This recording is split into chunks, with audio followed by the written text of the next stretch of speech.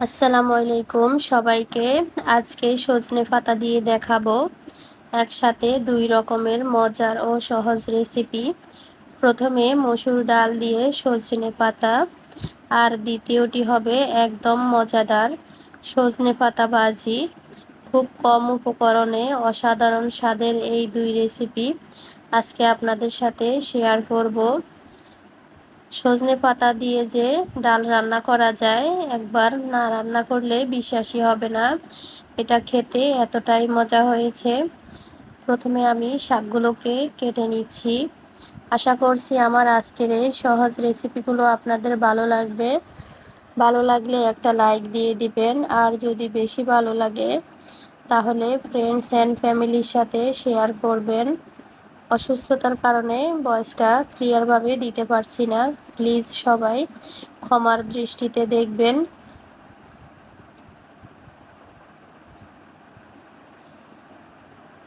একে একে সবগুলো পাতা আমি এভাবে ছাড়িয়ে নিচ্ছি।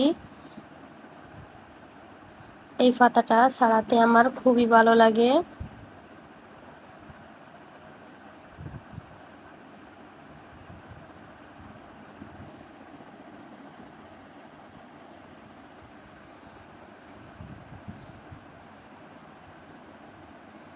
এতক্ষণ যারা ধৈর্য নিয়ে আমার ভিডিওটি দেখেছেন অথচ লাইক দিতে ভুলে গিয়েছেন, প্লিজ লাইক দিয়ে দিবেন। এই রকম সহজ রেসিপি পেতে পপিস কুকবুকের সাথেই থাকবেন। কেমন রেসিপি দেখতে চান চাইলে সেটাও কমেন্টের মাধ্যমে জানাতে পারেন।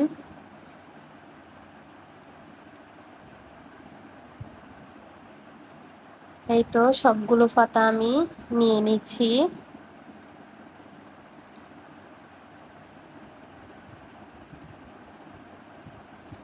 সবগুলো পাতা নিয়ে নিয়েছি। এখন চলে যাব চুলায়।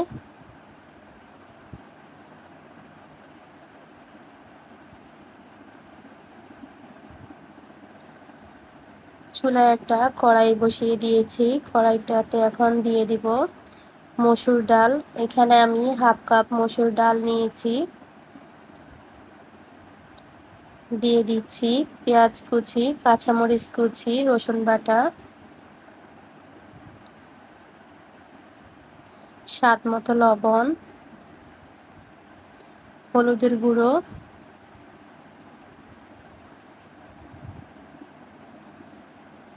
মরিচের গুঁড়ো, দিয়ে দিব পরিমাণ মতো তেল।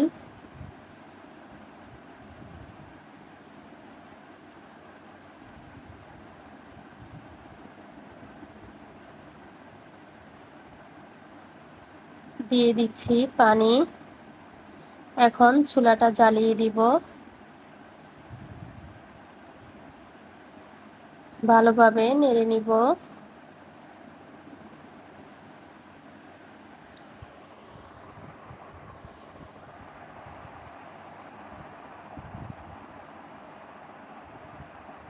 এখন ডালটাকে ভালোভাবে সিদ্ধ করে নিব।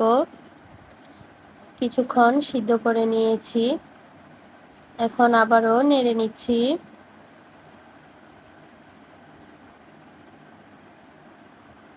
ঢাকনা দিয়ে ভালোভাবে ডালটাকে সিদ্ধ করে নিব।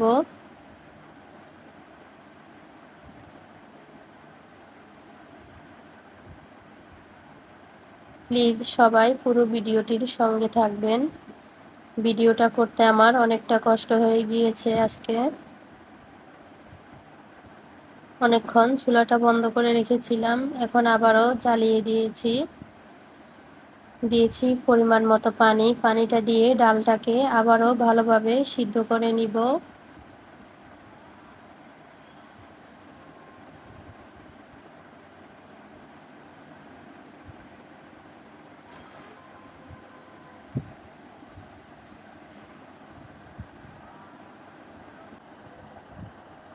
ডালটা ভালোভাবে সিদ্ধ করে নিয়েছি।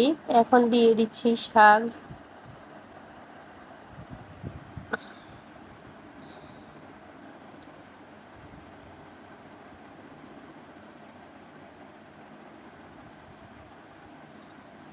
শাকটা দিয়ে ভালোভাবে নেড়ে নিচ্ছি।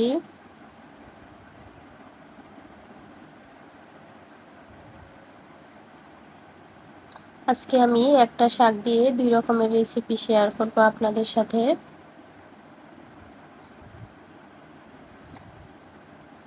দিয়ে দিব পরিমাণ মতো পানি।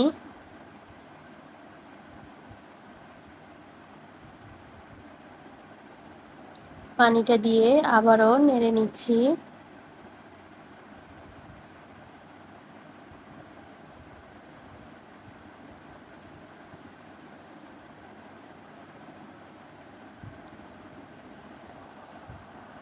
এখন ঢাকনা দিয়ে কিছুক্ষণ রান্না করে নিব।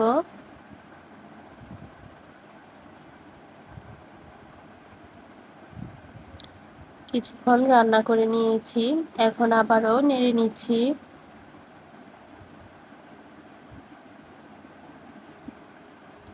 একবার এভাবে সজনে পাতা দিয়ে ডাল রান্না করে দেখবেন, খেতে কিন্তু খুবই ভালো হয়েছিল।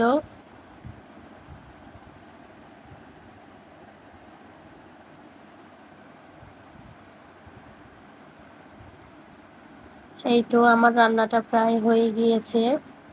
আমি অন্য চুলায় বাগার বসিয়ে দিয়েছি শুকনা মরিচ আর পেঁয়াজ দিয়ে।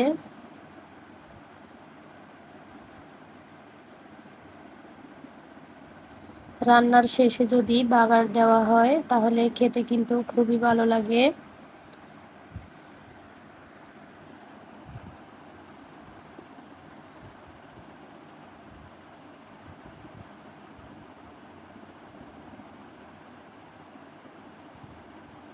এখন আবারও ভালোভাবে নেড়ে নিচ্ছি।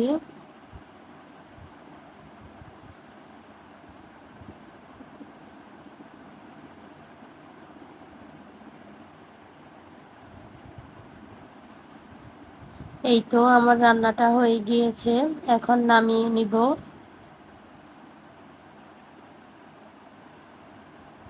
ভিডিওর শেষে দেখিয়ে দিব কেমন হয়েছে। এদিকে আমি কড়াইয়ের মধ্যে শাক দিয়ে দিয়েছি। এখানেও সজনে পাতা নিয়েছি, দিচ্ছি পরিমাণ মতো লবণ,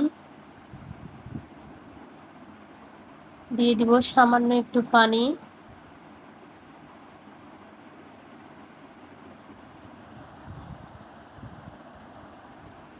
এখন ঢাকনা দিয়ে শাকটাকে ভালোভাবে সিদ্ধ করে নিব।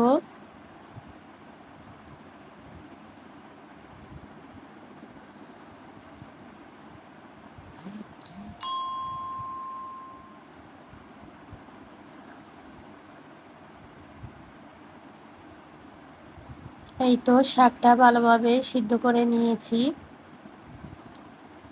এখন নেড়ে নিচ্ছি, নেড়ে নামিয়ে নিব। আবারও কড়াই বসিয়ে দিলাম, দিয়েছি পরিমাণ মতো তেল, কাঁচামরিচ, শুকনা মরিচ আর পেঁয়াজ কুচি। এখন পেঁয়াজ মরিচটাকে ভালোভাবে ভেজে নিব কিছুক্ষণ।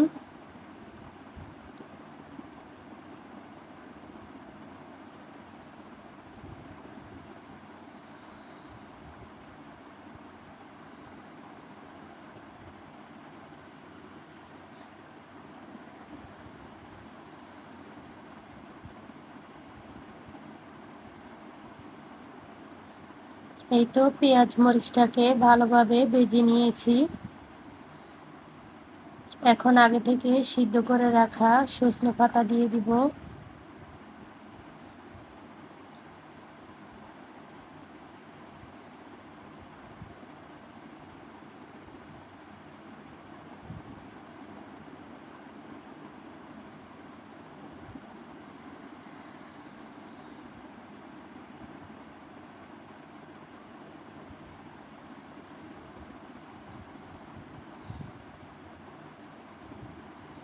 শাকটা দিয়ে আবারও ভালোভাবে নেড়ে নিব।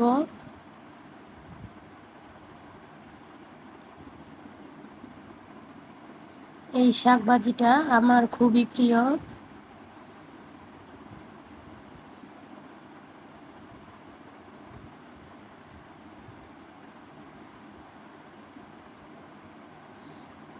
খুব সহজে আজকের এই রেসিপি দুটো আপনাদের সাথে শেয়ার করেছি। আশা করছি আপনাদের ভালো লাগবে।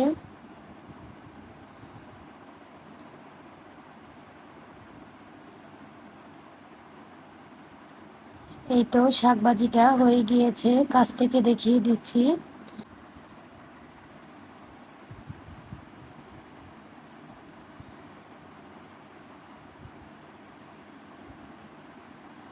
পরিবেশন করে দেখাচ্ছি কেমন হয়েছে।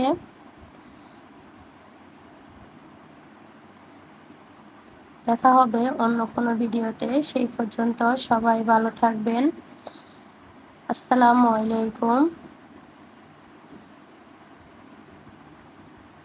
আল্লাহ হাফেজ।